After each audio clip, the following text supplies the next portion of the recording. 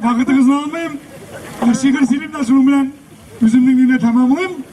Bölük ne? Bütün sosyetlerde bugün indi popüler bulgan şiir bu. Anı yazışı Güler Şaripova. Arşar ayından Bağlar Bakşası'nda açtı. Bu bizning turunda, barımız turunda diagnoz. Barımızda tuğuk bugün no kanagat kine tügül. Tırmış ağır deyip zarlanabız. Kim kürgensin bunday tırmışını? Temli ahşap matur kiyinemiz. Şu şerle naşar tırmış mı? İlerimiz yılı gaz yakabız. Ute suğu girgen. Ne gerek? Avtobusu hatta tuktattılar. Maşinasız kişi bik sirek.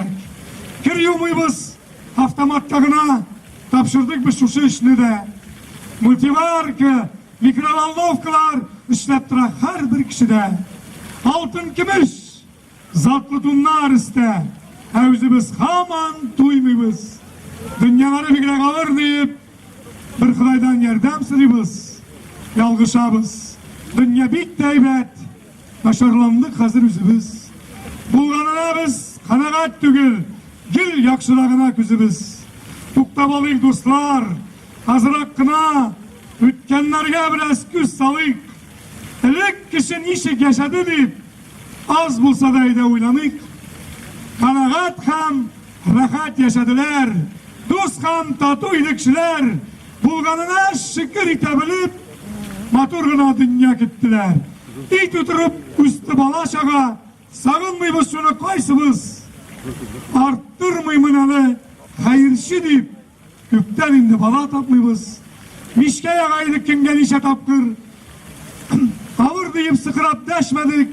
Bir kiyimli giydik nice yıllar. Zarlanmadık, jırlap yaşadık. Maşinada gidekmedik. Jeye girdik halık, ülmedi. Bugün gidey zatlı turmuşnu. Çünderek hatta kürmedi. Turmuş avırdı biz. Zarlanabız. Zarlanırga var mı sebebi? Var da jite. Hatta artık gite. Tuktagaçtan ömür sakatı. Tuktamasın. Verem bilesin barkızına.